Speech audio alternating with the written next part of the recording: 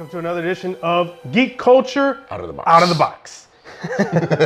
So this one is our first Hollywood Collectibles group that we've had in studio. Never had one of these before. Not much to the packaging. It came in a white interior box and then the brown shipper. Nothing exciting to show you.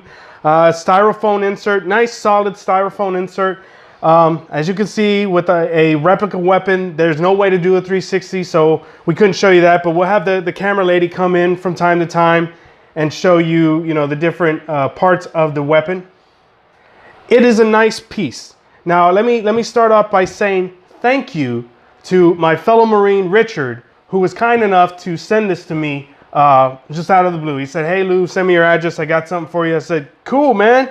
Showed him my doorstep. Wow, man, really blown away. Thank you, man. I really appreciate it. So this is the M240 Incinerator prop replica from the Aliens movie. Diego was just doing the real research. quick batch shit. I was just trying to do research and just to make sure if it was accurate, movie accurate. And by looking at it, it's movie accurate. From the film? Yeah, from what I was seeing on YouTube and from the film. Again, not YouTube, but I'm seeing clips on YouTube of the film. And it looks accurate. It looks movie accurate. Again, this is just a resin piece. Yeah, it's just resin, 2 pieces. Comes with the fuel canister. Yes.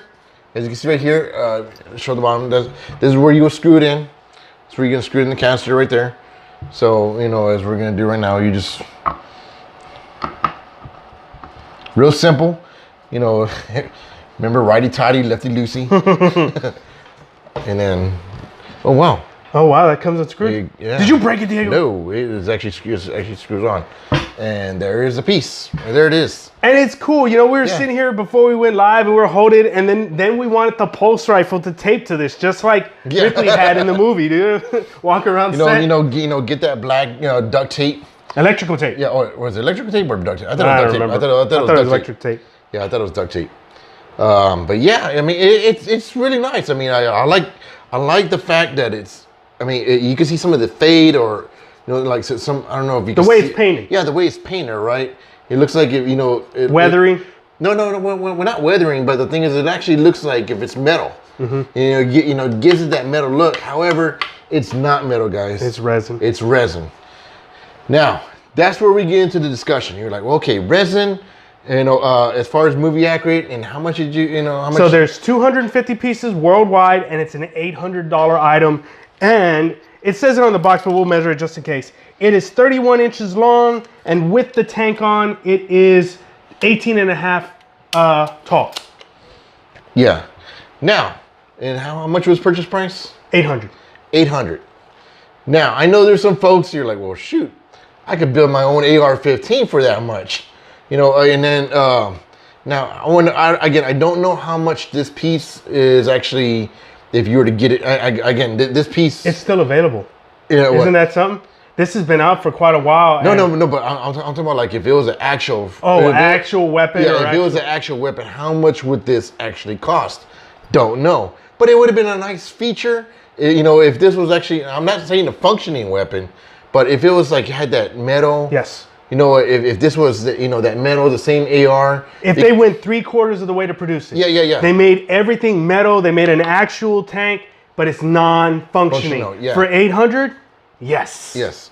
Because again, if you're going to build your own, like for example, your own AR, if you're going to build a basic AR, someone could probably build it anywhere between the range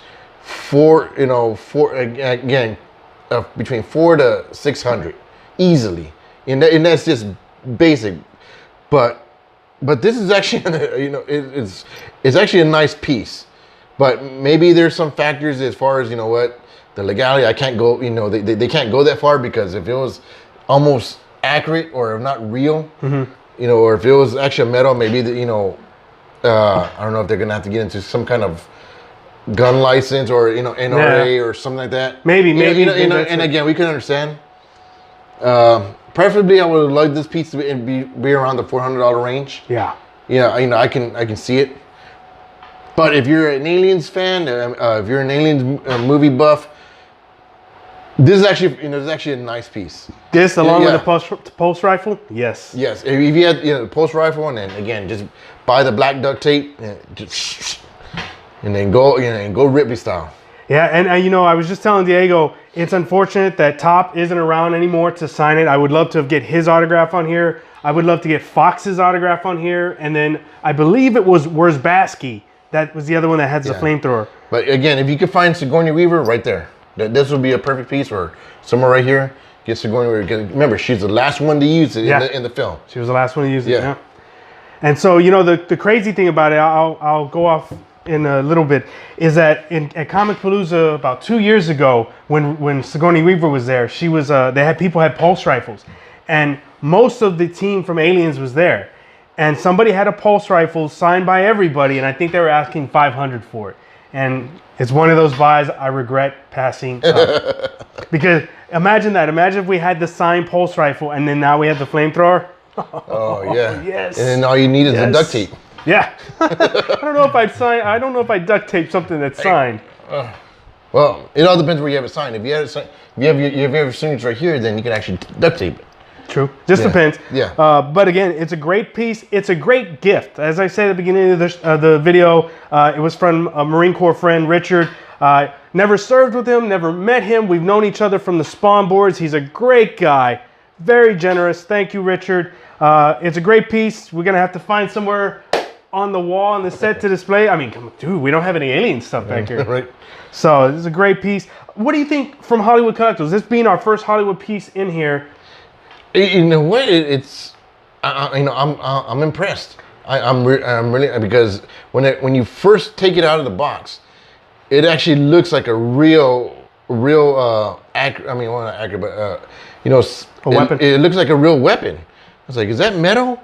And the paint job is just, it's good. It's as some people would say, gorgeous. Especially those gun lovers. You say, oh man, this paint is gorgeous, nice. You know what? To me, I love the paint because the thing is, it looks like it gives it that touch of realism. Yeah. If you were to actually put this on film, I don't know if you can see it. We'll take a look at it. Yeah, from video, but we'll take a look at it. I mean, it looks like really, black metal. And again, it's just that fadiness of the way they paint it, the way the shading and everything like that. For me, like you, I like the features, the safety switch, the port, the hatch, and then just all the other familiar things from when I had an M16. It just feels so familiar, Of course, you got the sight. And then this looks like the drop, right? You can just drop it. The magazine. The magazine drop. Yeah. Right? Yeah, I missed that from being in the service, and it's cool. It feels. I just wish it was metal. So or even if this could just click, right? Yeah, because it does have the button, but it doesn't click. It's solid. But for our first Hollywood piece, it's nice. Now Hollywood doesn't make awesome collectibles. They make nice pieces. Their Ghostbuster line's pretty cool. What else? I think they did a Rocky. They've done some things, and their finished pieces are okay. So this is good. I'm interested in maybe picking up another Hollywood piece. I'm not gonna run to it. Yeah. But it's not bad. And it's not bad. I guess you and I are very particular on the price. Yeah. Yeah. I think it's a little much. If it was like $400 range, I could see it. Maybe 500 at most, I could see it. But I don't know, maybe a lot of work went into this, but the paint is gorgeous. I gotta give it that. The paint is gorgeous, and how accurate it is to the movie, you gotta give it that. Yeah.